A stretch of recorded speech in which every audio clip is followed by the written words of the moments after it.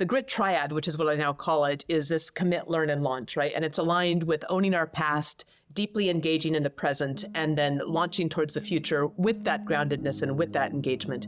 And that groundedness in our past is about owning our story and connecting to purpose. That's really the foundation of grit and resilience. And it's such critical internal work.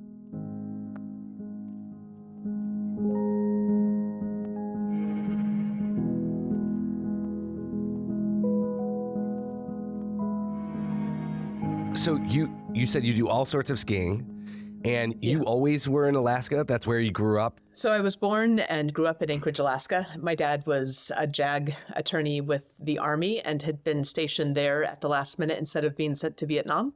And so that was how we got there, and I was there all the way through high school. Yeah. Well, I want to tell you, I finished your book over the past few days preparing for this. And thank you. I was actually really surprised at how much a book about grit specifically geared for women seemed to resonate with me. Someone who really has probably very little overlap in a lot of ways with your own life experience, right? I've never been in the military. I've never been a woman. I haven't experienced a lot of the things. And you have a really incredible story. When I was reading through it, I'm thinking, man, you're an incredible person. I want to start by saying that. But I think the thing that was really resonant for me when I was reading The Grit Factor was this idea that in some ways we all find ourselves in situations where they're less than ideal. And not only less than ideal, but maybe feel like they're systematically designed to go against our own good. Sure. And yes. What's interesting for me is it's so pervasive throughout your book. I just get a sense that you're someone who's really heavily driven by purpose, because there's a track record of not only boldness, but also just a general sense of courage, which you lay out in the book, but I do think is really linked to purpose. So I wanted to start by asking you, what is it that made you so specifically interested in grit as it applies to women? I'd love to just hear more about why that's so deeply resonant for you. Yeah. And to start, I guess I would say I think of grit and the grit factor as not just for women, certainly for men and for women, because the lessons and the stories come from women who are leaders in the vanguards of their fields.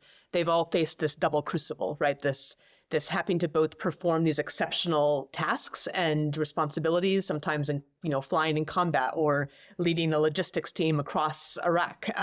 Whatever those challenges might be, they were heightened and exacerbated by the sometimes difficult environment that they were working in, which sometimes rejected them entirely, sometimes was hostile to them being there. And so that's what Stanford law professor Deborah Rhodes called a double crucible. And because of that, I really believe that these are examples that anybody can learn from, because for any minority in a majority field, anybody that's really facing these incredible challenges, that double crucible really is something that forces lessons that are available to all of us. And so I really think of this as a book for all of us.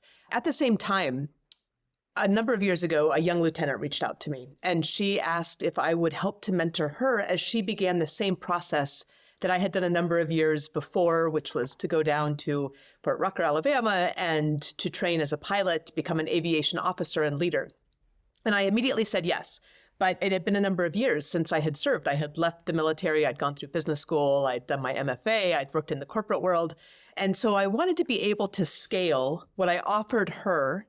And if I did that work, which was going to be substantial, then I wanted to be able to scale the people to whom that work was offered. And so that was really the genesis of what became the Grit Factor. It was several years of interviewing leaders in the vanguards of their fields. They happen to be women, they happen to be military, but they include general officers from across the services, a Coast Guard combat rescue swimmer, one of the first women Army Rangers, aviators from World War II to the present, and many, many more. And they all shared their stories and their lessons learned with such candor and generosity that it really has been an honor to bring the Grit Factor to audiences around the world. Yeah. So you're speaking, or what you're bringing is a lot of stories within a particular context, right? But as you were saying, it applies to a lot of people, beyond people in the military, beyond even just women. And I would even argue probably beyond even people who maybe are in a more minority group in a particular system.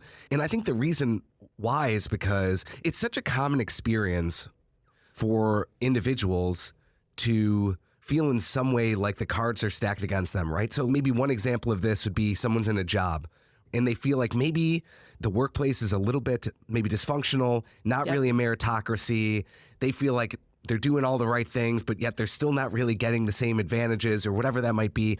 Sometimes that even happens in relationships, right? What I love about the concepts you address in the book is that in those instances, there's this real possibility of a loss of hope or a loss of engagement, which I think are probably tied together. Yes. And what you're suggesting is a pathway that goes in a different direction, that in spite of all the difficulty, you can still find a path forward.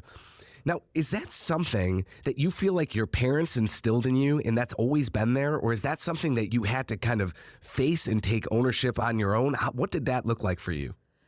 Yeah, that's a great question. My parents were a huge influence. My dad in particular really pushed me to be the best that I could be and helped me to understand that there weren't limits that were externally imposed, that those were going to be more internal limits that I was going to have to overcome. Now, both of those, of course, turn out to be true. But at the end of the day, being raised with the idea that we are meant to push through challenges, right? That others face greater challenges than we do. I learned that through service, through our church. That was very much a part of our upbringing, was going to church every Sunday, being part of the youth group. But we also would make food for people who didn't have enough food. And I remember coming home from college one Christmas, and Christmas Eve, before we went to church, we delivered food to people who had asked for help. And I remember also that we went to several places where it didn't seem like people were actually needy, like they were like young adults that could have been working or something. And I asked my dad, I was like, it's Christmas Eve and we're bringing food to these people and some of them look like they're fine. And he said, Shannon, you never know what somebody is going through. And he said there was a time that he had brought a load of groceries to a woman who was in a very plainly, sparsely furnished apartment with several children. It was clear that she would never have asked for help, except somebody probably walked out on her.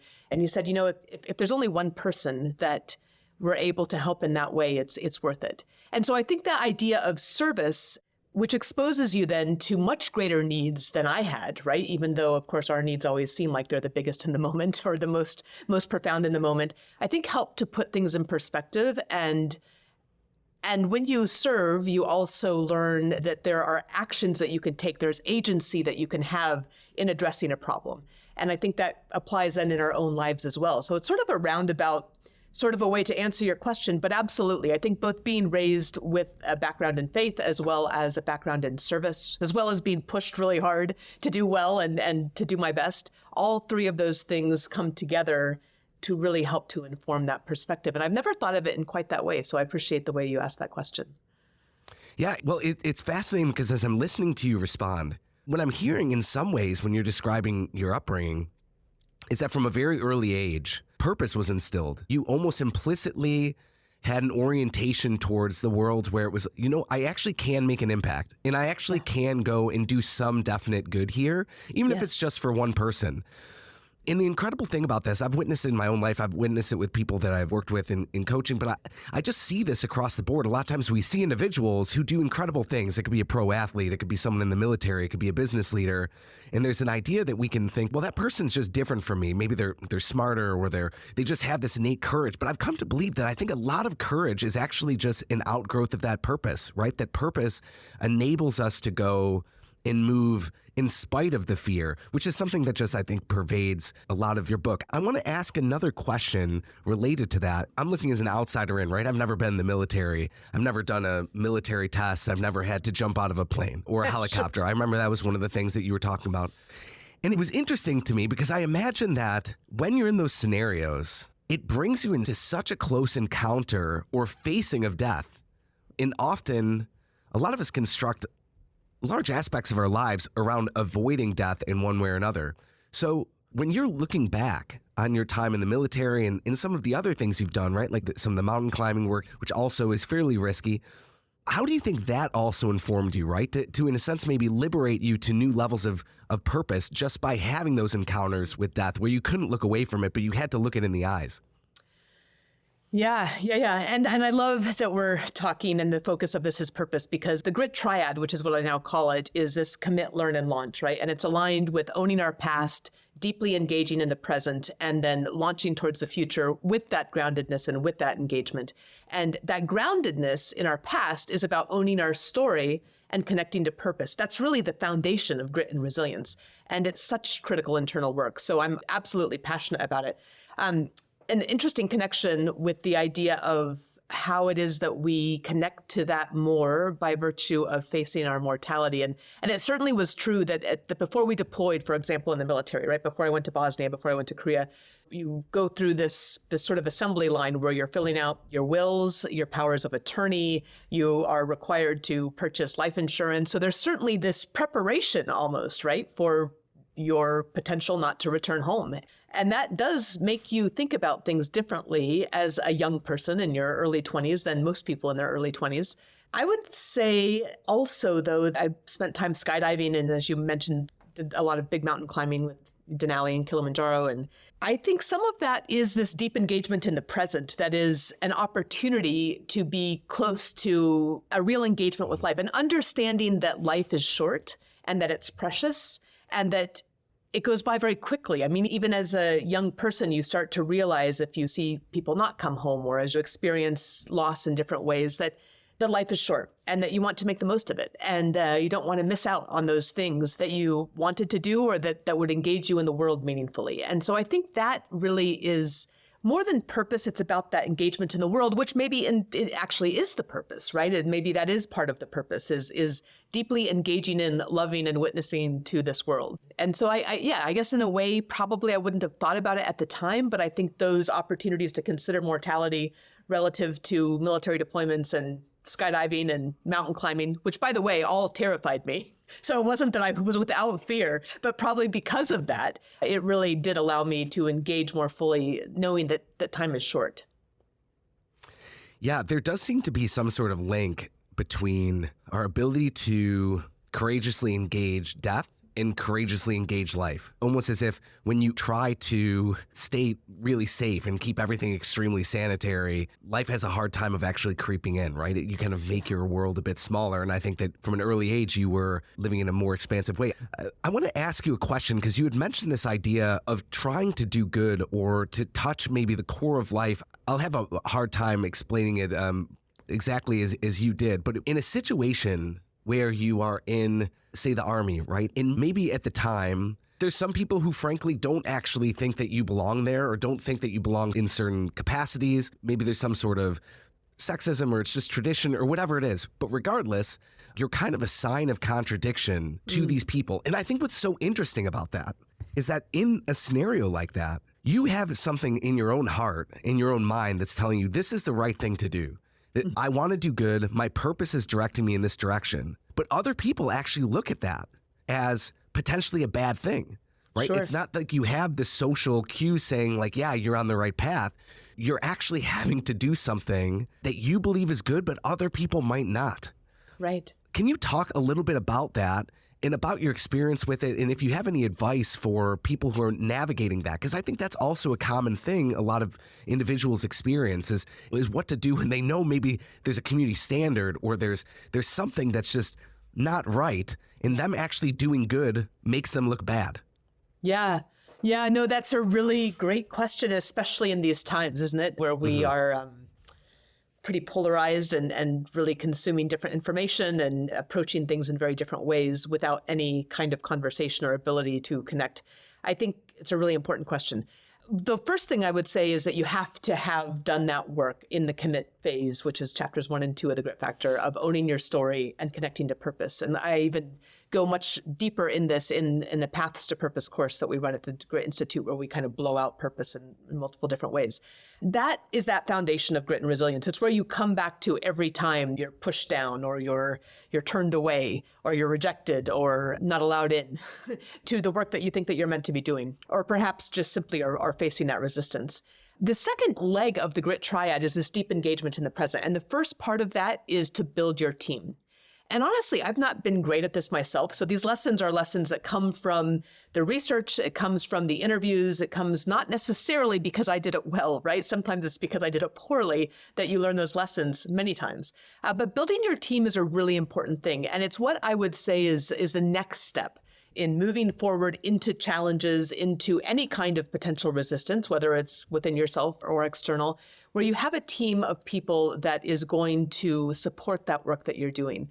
And what's important in that team is that they're not all yes men, as they call them, but they're people that will really honestly challenge you, honestly push you, and help to support that work that you're doing that you know is meaningful.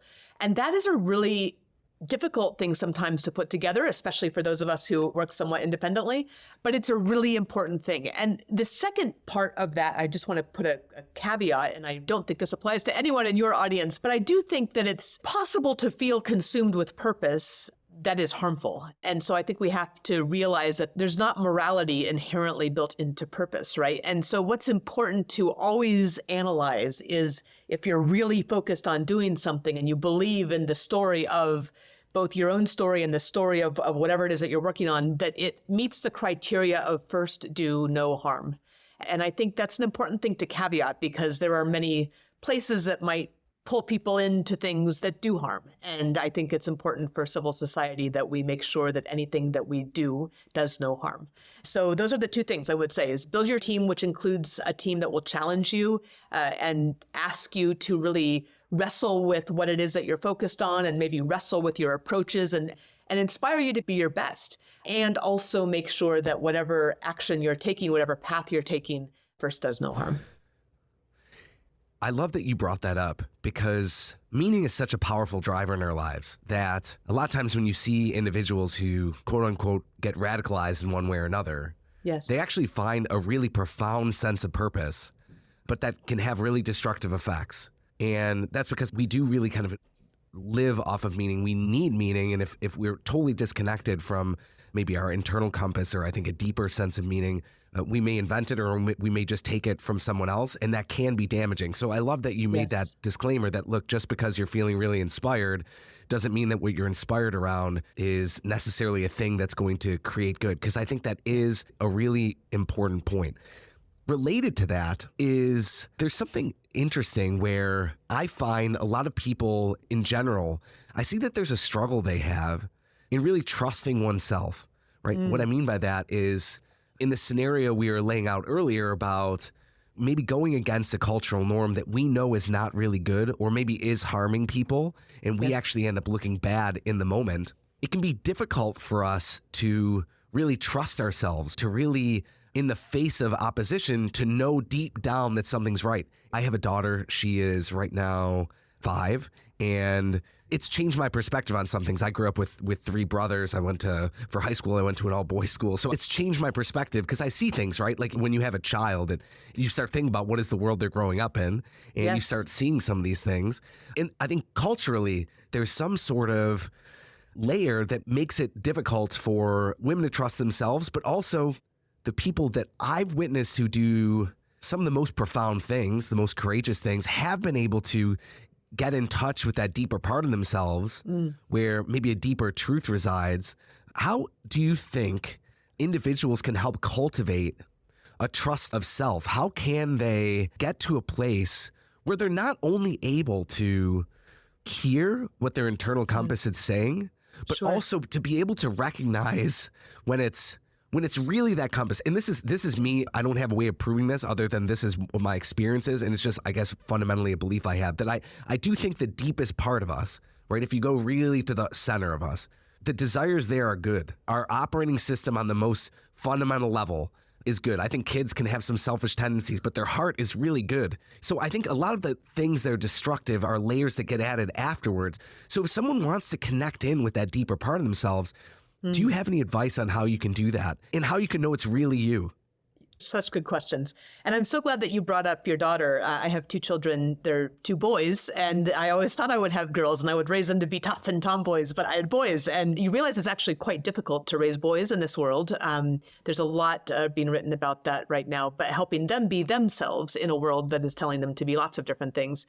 But we're all being told to be lots of different things. And I think the pervasiveness of media and the pervasiveness of these external influences has never been higher. And so it makes it very hard to connect in with who we are. There are other reasons that might have been difficult in previous times, probably more constraining social norms and things like that. But there's so much bombarding us. And so I'm really glad that you're asking this question. We're all influenced socially because we have to be, because we're a social species and we look for those norms and we look for that validation. And that's a normal thing to do. But it's also really important, as you're bringing up, to be able to see through that and to be able to connect with the person that you are.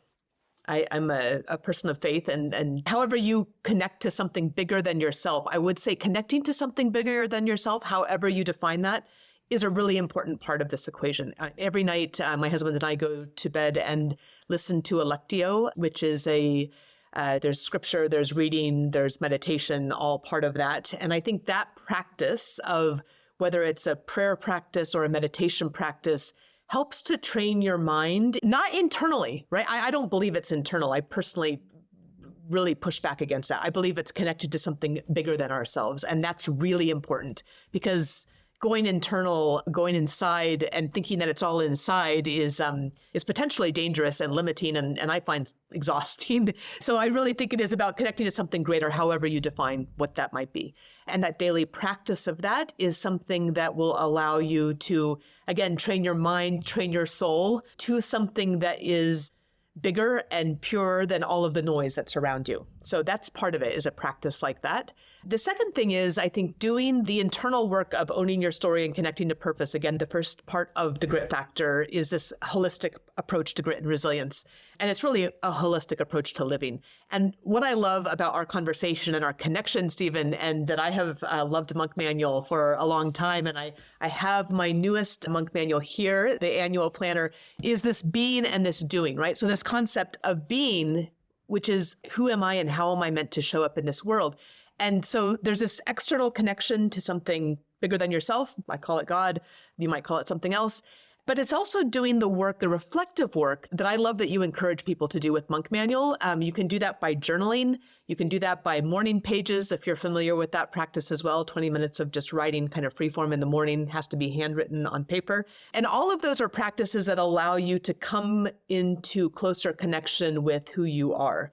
One final practice, so those are two things. The third thing I'll bring up is that in the moment of feeling challenged or feeling this strong resistance, it's helpful, and this can also be helpful before you make a big decision, is to sit down and write about what's most important to you. Just do that without connection to anybody else. Just write down, these are the values that are important to me. This is why these things are important to me. And there's some evidence to suggest that when you do that exercise, then the decision that you make is more in line with your values. Or perhaps you can look at the decision you've already made that you're feeling the resistance against and feel that then connection back to your values and your purpose. And so I think those three things, it's all internal work. Ideally, it's internal work that acknowledges something greater and better than all of us, is the type of thing and the type of practice that when done regularly starts to train and I think strengthen your mind and your soul to be able to weather those sorts of challenges.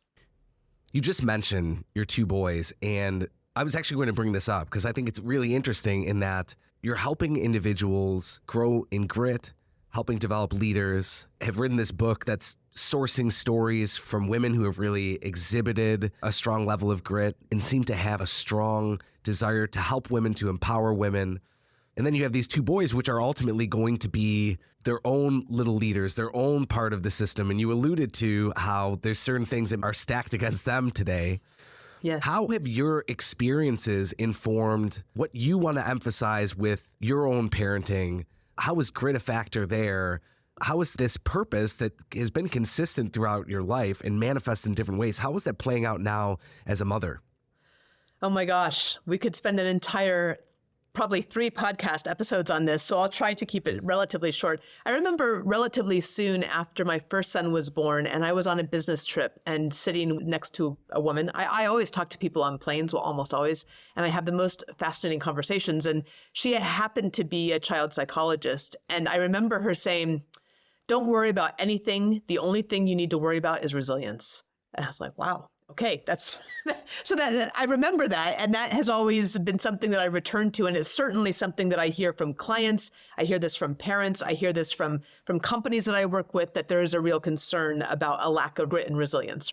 So it is something that we work on with and talk about with our kids. And I think some of the ways that we approach that are based on both my husband's and my own experiences, of course. I mean, they do sports, they do music, they do they do all the things. And part of grit and resilience is pushing through difficult challenges within the context of those environments. And I think there's always opportunity there. It's some of the stories that I remember from growing up are the stories that inform me now from sports and from other types of experiences similar to that. Most recently, my kids both participated in their very first chess tournament, and they're relatively new chess players, but quite interested in it. And the tournament was, a little bit overwhelming for them. They'd never been to something like that. They aren't part of a chess team at a school. We're in a very small rural community. And what I loved about that, I just actually wrote a blog post on this on my newsletter, Facing the Wind at Substack, was that there's so many life lessons in this, right? They're playing game after game after game against people who have been playing for a much longer time with much greater instruction and focus than they have. And you're going to lose. You're going to lose sometimes. And you have to learn that you just get back up and you go to the next game. And I loved that my sons would tell me something like, you have to go in and you just have to look like you know what you're doing. I was like, man, they are getting so much out of this one day of playing chess. Who would have guessed? But at the same time, they're Nordic skiers. And so you go out to race and you may have a bad race. Your wax might not be right on your skis, or the snow conditions might be bad, or you might fall as you are at the starting line. And so all of these things you have to learn to get back up and to keep going. And I think all of those are lessons that we try to reinforce in our conversations at home as well. At the end of the day, kids, and you learn this with when you take the inevitable positive parenting classes at some point, kids want what we all want, which is belonging and significance. And that's what they teach you in positive parenting. This is not my wisdom, but positive parenting. And I think about this again and again with any kind of challenge that people might have with employees, or they might have with retention, or they might have with recruitment. It comes back to the same thing. We want belonging and we want significance. We want to be important and valued. We need that relational piece of us, that social piece of us. Kids need that from us, and they need that from their surroundings, and they look for it in different places as they get older, which is a really important thing too, to manage the environment, because that will be significant. And their significance, they want to be able to do something important and to make a difference and to be validated for those things. And that validation will differ over their years and their ages. So most recently, and I will say I'm really proud of my kids. They really challenge me. They really challenge us. I'm sure I really challenge them as well in terms of how it is that we relate and pushing through some of that difficult stuff that happens with kids and parenting. But my son, Samuel, who's the oldest, is about to be 14. And 2 years ago, he was really impacted by reading about the war on Ukraine. And so he completely self-initiated this fundraiser where he went out to local businesses and asked them to have a night where they would devote part of their profits to World Central Kitchen, which helps to feed people in places where they're displaced all around the world. It's an amazing organization. And he'd read about World Central Kitchen in another magazine. And so he organized this restaurant night, put an ad in the paper, and then put flyers all around town, put flyers at the restaurants. And then he reached out to lots of our friends and other people in the community. And he ended up raising $10,000 for World Central Kitchen. And there's a lot of really interesting research on this that I'm starting to dig into, which is purpose in kids, because they need belonging, they need significance. A lot of what is being taught to our kids today, and a lot of what we are consuming in the news, is really doomsday. The world's falling apart and it's just not worth being here. And it's awful. And I talk to kids and I hear this despair, and it's absolutely an unhealthy place to be. It's important to know about our challenges in our world, but that is an unhealthy way to present the challenges. And so what I think is a better way to bring up our children is to bring them up by taking action in significant ways appropriate to their age, so that they have that sense of agency and they see the impact and they have that sense of hope. There was a recent article in The Atlantic by Jill Filipovich called The Resilience Gap. And she brings up the idea that resilience is only possible when you have hope and when you have agency. So when we can bring up our children to have hope and to have agency, then they're able to be resilient, they're able to be gritty, they're able to connect to and act on purpose, because purpose is really actionable values, right? We're acting on values that are important in a meaningful way for the betterment of the world. And so those are all, I guess, anecdotes and ways to consider both the activities that your kids do and how it is that we talk to them about the world and how it is that we work with them in the context of this world to really be actors for the greater good, which again gives them that purpose and allows them to then blossom into contributive members of society. And so all of that is absolutely the work that I do is very much informed by what I see my kids need, which is not so different from what all of us need. Mm-hmm. Yeah, I love that story about your son. And you don't dive too deep into your own upbringing in the grit factor, but my sense is that you had some really positive modeling that was done. I'm sure there were things that weren't perfect as well, just like in any family. But what's beautiful is you're doing what every parent desires to do, which is you take the best aspects of how you were raised, make a few tweaks. You say, maybe I don't want to do that or this or that. And you try to create something better for your kids. I think every parent wants that for their kids.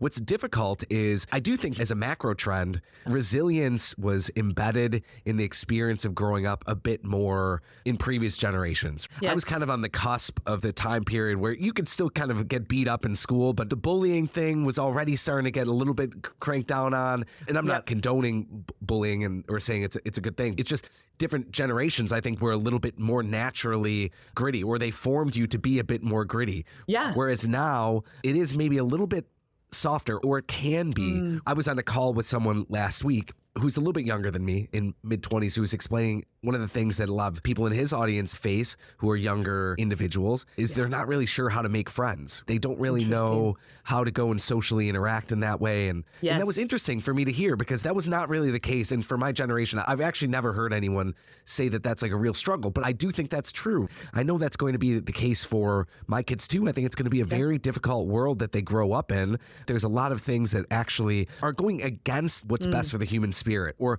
make it more difficult to live deeply, fully, generously.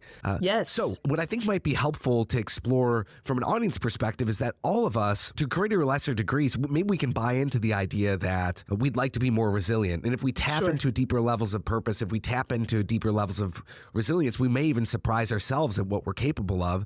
And yet we may not have been blessed with a ton of experiences in life that really challenged us. And the idea of actually putting ourselves out there, of doing difficult things, can be hard. How can someone who maybe they're already grown, their parents aren't helping them cultivate resilience, in some ways they have to parent themselves now. How can they cultivate resilience in themselves? Yes, it's an important thing for all of us to do and to keep doing, because it's a perishable skill, I think. But I think what's important is that we be willing to make ourselves uncomfortable and to get comfortable being uncomfortable. We made a choice with our family to move out of the city and into a rural community, in part because it's just harder. You have the icy roads, and sometimes a snowplow doesn't come, and you're cold, and it's just harder when you're somewhere where everything isn't set up for comfort. And when you live in the city, where most people do, then I think you have to seek that discomfort in some ways. And I'm a big fan of making sure that you spend time in nature and out of doors. It's good for your mental health. It's good for your physical health. It's good for learning how to be uncomfortable, because nature will throw you all kinds of curveballs. So we're backpackers and hikers, and if you go up in the mountains, something's going to happen. It's going to pour rain on you, or you will have forgotten something, and you're going to have to figure it out. But if you aren't willing to start putting on the backpack and heading up onto the high ridges, I think you can do it in small ways too. You can put yourself out by starting to train for a 5K, or maybe it's mentoring in a capacity that makes you a little bit uncomfortable. Maybe it's doing a service project that makes you a little bit uncomfortable. Anything that you do that puts you outside of your comfort zone, physically, mentally, spiritually, and you do this with intention. And then you, of course, reflect on it and work on what growth you're seeing, what growth you're working on. That is growth and ability that you can pull into other sections of your life. And in fact, it's a great tactic if you're feeling stuck in one area, is to say, okay, maybe I'm feeling really stuck at work and I can't get that promotion. I'm not being recognized. I don't feel like I'm doing great work right now.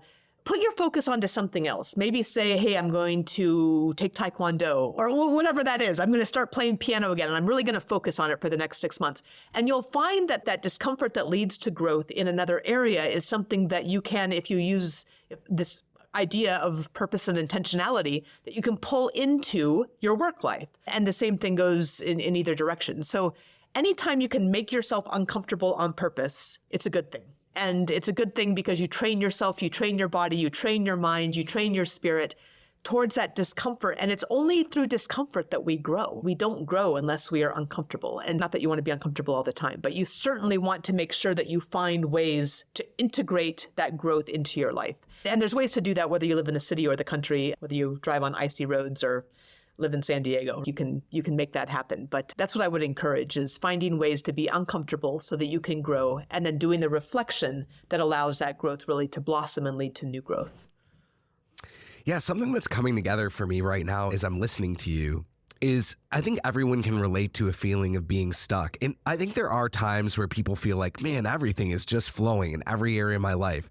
But I would argue that it's more common to feel like they're stuck in one way or another, right? Yes. Whether it's at work, whether it's in a relationship, whether it's maybe financially or something Sure. where they feel like they're stuck. And I think what can happen for a lot of people when they're feeling a sense of stuckness is they naturally start feeling like, well, this must be a me problem. And they start losing confidence, and then Yes. it makes it difficult for them to actually go and do anything. So I think your strategy of, hey, even if it's in another domain, find Yes. ways you can go and take on something that's difficult just in that very act, even if it seems totally unrelated. You go and you Yeah. take up karate or whatever it might be.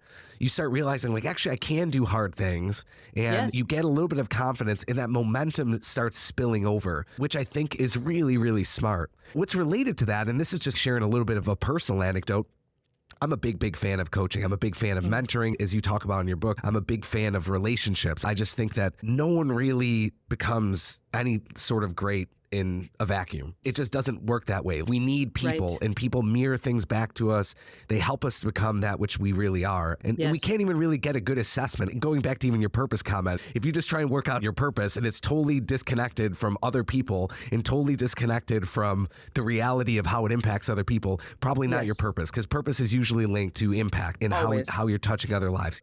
Currently, I have two coaches, and actually have other people coaching me in other areas of my life, but more specifically on the professional front, I have two coaches, and I was talking to one of them yesterday, and we were talking about this idea of how when you grow, at a certain point, you can feel stuck. But the reason that you feel stuck is in some ways, it's like you're in a box, Yes. and you've actually filled up that box. You've kind of outgrown that box.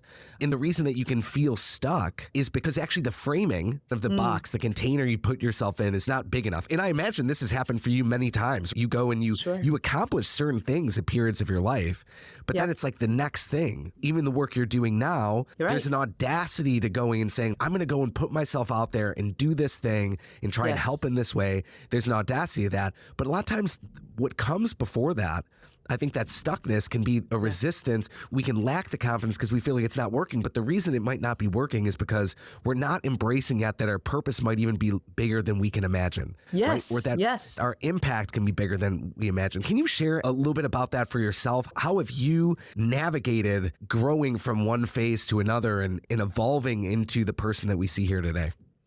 Well, and the person that you see It's a today big is question. Yeah, it is a big question.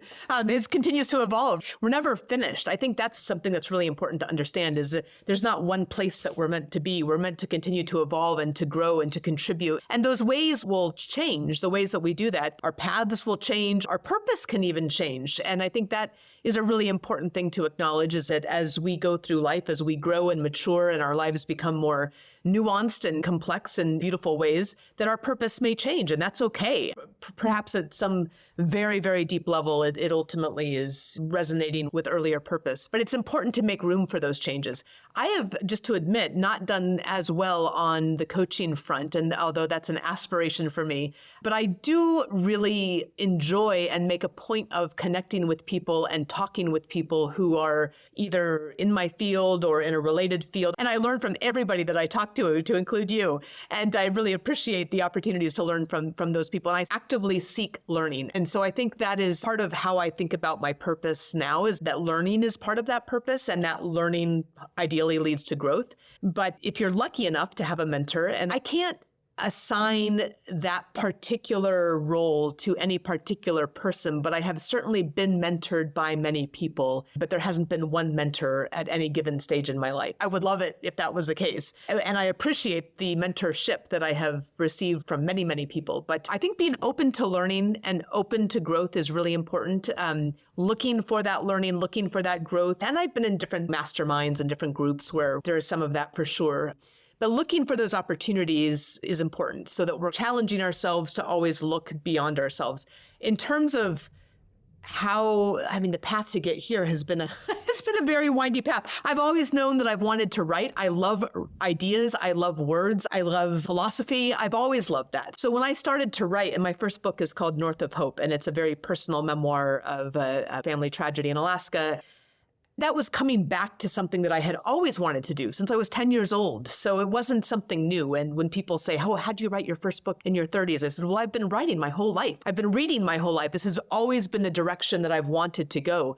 The grit factor was something different. It was addressing a need and a way to help others in specific ways, to help all of us in specific ways, and to define what has been successful for me or for others that might help other people find that success and that meaning and that purpose and that grit. But I guess what I come around to, and I know I'm dancing around your question a little bit, there's a lady that I talked to on my podcast on The Grit Factor named Deidre Packnett, and she's the CEO of Workboard. And she was very, very thoughtful. She's such an interesting woman. And I loved the way that she put one of her questions, which was the way to think about your personal goals or your company or organizational goals, which is to ask the question, what does great look like? If there were no limits, there's no limits at all. What does great look like? What does great look like for you as a person? Who would you be if there were no constraints or limitations? And then write it out, as audacious as that might be. And for your company, the same practices will work. And in the grit factor, the same practices can work for an organization as work for an individual with slight modifications. So what does great look like? When I ask myself that, it continues to direct me, whether as a parent or as a writer or as a business owner. And I do executive training through the Grit Institute in both purpose and in leadership and grit. And so what does great look like? What does great look like for this program? What does great look like for me as a teacher, for me as a writer, for me as a person in this world? And asking that question, which of course has to necessarily be informed by your purpose and your values, has helped me really be able to continue to push myself and stretch myself. And I've started to realize recently that the understanding that sometimes you see something that feels like, hey, that's what great looks like, and I can do this in the next 3 months. And sometimes you're not ready for it, and that's okay. You might write it down. It might be in your goal sheet, or it might be in your ideas sheet, and it might be something that you even say, I'm going to start working on this right now. And I've done that in the past. And it's turned out that I wasn't quite ready for it. And that's all right, because I was doing other things. And then I was ready for it later. And I did the work that led to other work, that led to other work. And so I think being open to that organic development, as long as you're being intentional, as long as you're connecting back to purpose, asking yourself what great looks like, and then giving yourself grace to navigate that path, knowing that at some point you will be ready. Or you will realize that it's a different path that you're meant to take. But allowing that organic path to unfold is part of the process. It's not always being totally laser focused. Sometimes it is, but a lot of times it's about continuing to cultivate the energy and following that energy. We have a particular energy that is applied in the way that we're meant to go. And as long as you're intentional about your path, you can start to feel your way in that direction. Yeah, I love when you were talking about Instagram and how there's all these self-help pathways and they get positioned to us as, all right, go buy this thing or join this group or do this thing and it's going to get you what you want. And it's actually in some ways true, but the image that was coming to mind as I was listening to you was, if you think of something like American Ninja Warrior, where there's these little podiums and you have to jump across and climb, and sure, you can watch someone do that and they make it look really easy. And It is true that the way it's all set up, you can get from one place to another place, but the actual implementation is where things can be really difficult. So a lot of times in the self-helpy genre, there's a lot of overselling and promises that ultimately lead us to feel bad about ourselves and fall off of confidence because it's positioned like do this thing, you get this result, but it's kind of like an ideal scenario, you get that result. And so it ends up creating these negative experiences and maybe even negative understandings of ourselves. And what I'm hearing you say is a lot of times we might be attracted to some level of greatness and we see that as 10 miles up the road.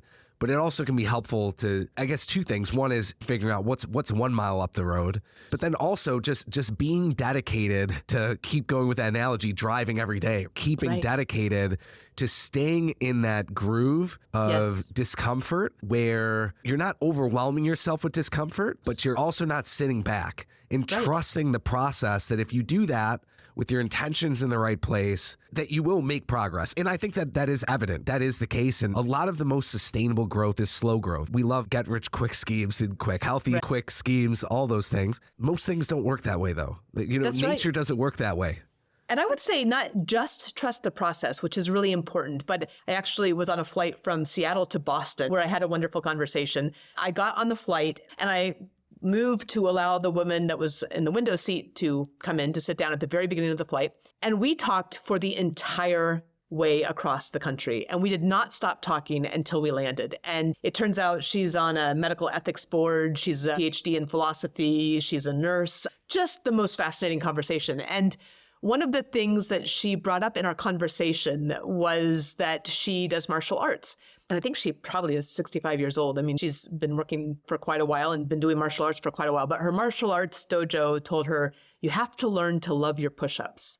And I think the key is we have to learn to love the work, not to be wedded to the outcome, but to really love the work that is grounded in purpose. And if you can love the work that is grounded in purpose, because the outcome is going to take a tremendous amount of work that most people are not willing to do. But if you learn to love the work, well, then you're in it. You love it. You do it. You find the extra energy for it. And that's where the really great stuff happens. And again, it is about how it is that we focus our energy, we commit our energy, and that builds the energy in the work itself. And if you can do that, you've already won. You've already won whatever the outcome is. But the outcome will also be good if you learn to love the work. So love your push-ups or whatever your analogy is. Learn to love the work. I think that's a really important opportunity for all of us.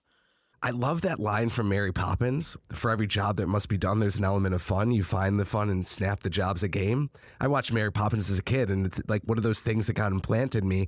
And I think it's not just fun, but it's fun and purpose. If you can find the life in the work, and maybe that's even tied to the concept of energy. If you can find the thing that's vital in the work, it no longer feels like something that's draining you, but it's actually filling you up, then it's just all joy. And not that it's easy. Right. But it's joy. One of the things that's actually still to this day surprises me, I don't necessarily like running, but I kind of do. And what I actually like more than anything is when I'm outside running and it's like 32 degrees and it feels really hard. Yeah. And my lungs are actually burning from the cold air, but I feel amazing. And I just feel like there's something that I get tapped into in it that just feels so good. And I know there's actual physical things taking place in that as well. But there's something, if you can find that groove of the discomfort paired to purpose, there's always something deeper. I think an important point on that is for most of us, there's certain things we have to do every day anyways. Some things we don't want to do. Wash the dishes, do laundry, whatever, clean up dog poop in our backyard. I don't know. Sure. But all those things, and this is going to sound really crazy, but it's been my experience, all those things can really turn into a joy when they're wrapped in a sense of service and when they're wrapped in a sense of personal growth. And that's scary how much you can grow when you're operating in that way. It is. And the other piece I would add to that is gratitude. I've been trying to find for a while, there is a particular monastic practice, I believe, which is a practice of gratitude as you wash the dishes. I mean, you have dishes to wash. You have food to eat that was on those dishes. Not everybody has either of those things. And it sounds a little bit cheesy, and I think I might have laughed at this 15 years ago or so. But really, if you can think about that, or the other thing is changing your mindset in the midst of the challenges from I have to do this to I get to do this. And then it's this prompt that says, why should I be grateful for doing this? Why should I be grateful for picking up the dog poop in the yard? Well, I have a yard, I have a dog that I love, and I have the use of my limbs and my faculties.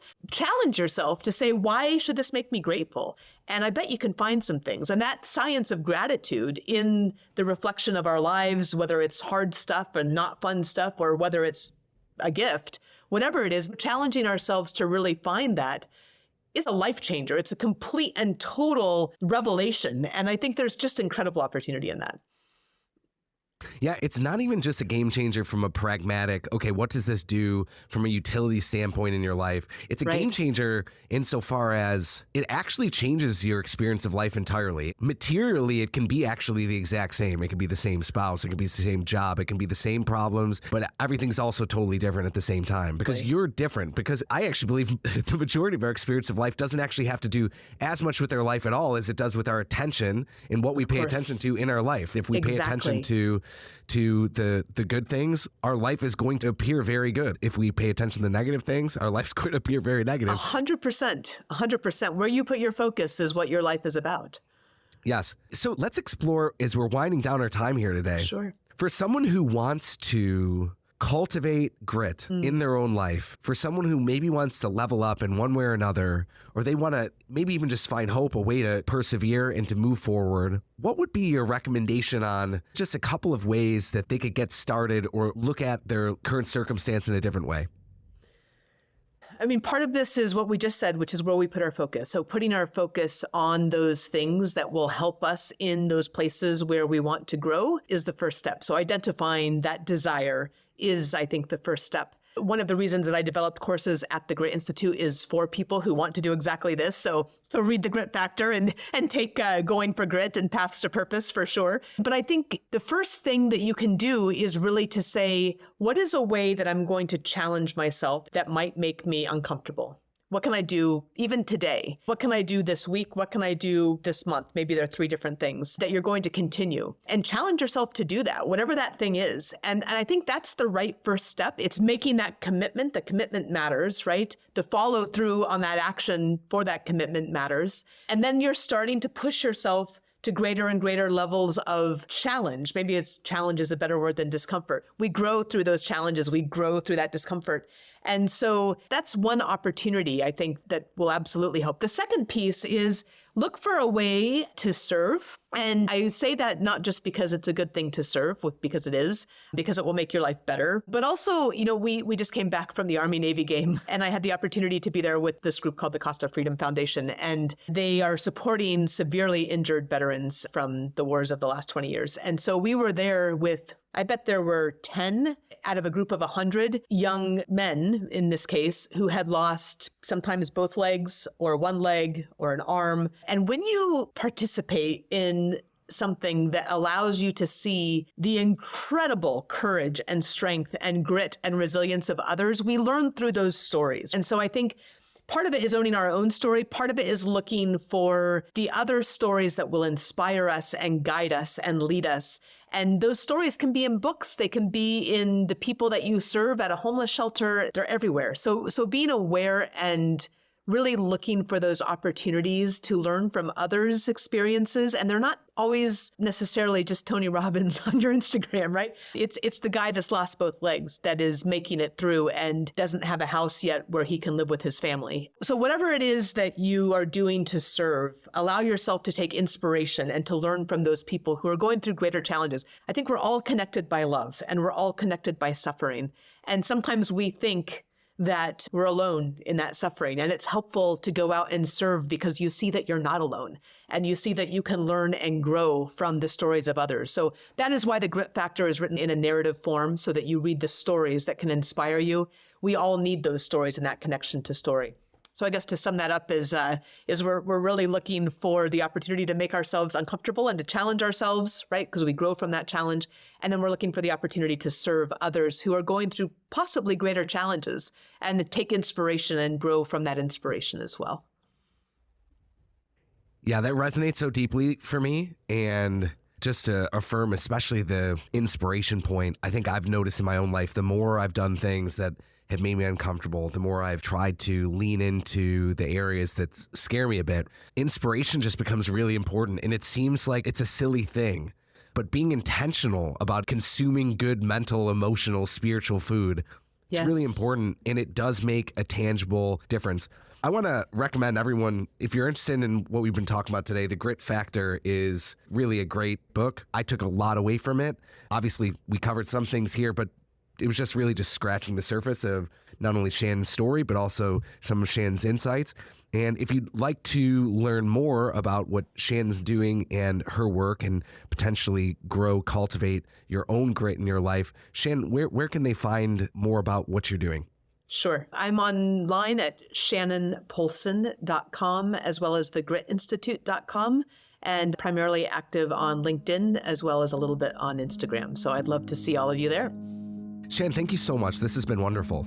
Thank you so much, Stephen. It's really a pleasure to connect with you always. And I'm such a fan of the work that you're doing in the world. And I love the synergies between the Grit Institute and Monk Manual.